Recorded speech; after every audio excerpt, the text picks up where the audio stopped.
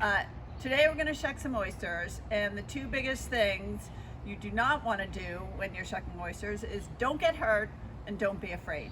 So we have actually two types of oysters here today. These are farmed oysters, and these are wild oysters, and you can see there's a little bit of difference between the two. These are a little more uniform, the farm ones. The wilds, well, they're a little more wild.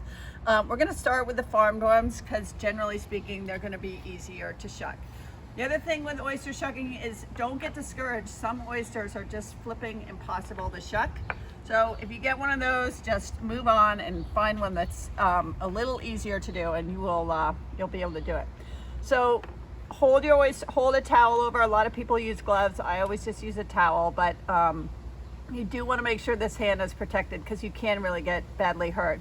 And what you're going to do is take your knife. This is the type of knife I like, just a straight knife. I don't like the bent ones. And you're going into the joint of the oyster, and it really is one of those things where you kind of just have to feel your way around, and you'll feel when the knife goes into the joint and it just pops it open a little bit. So I just pop that open.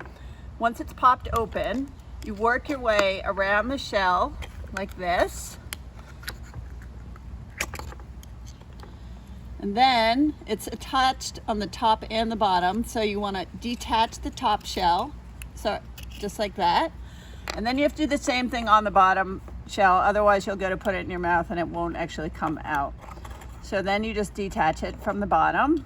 And I always double check to make sure the whole thing is done.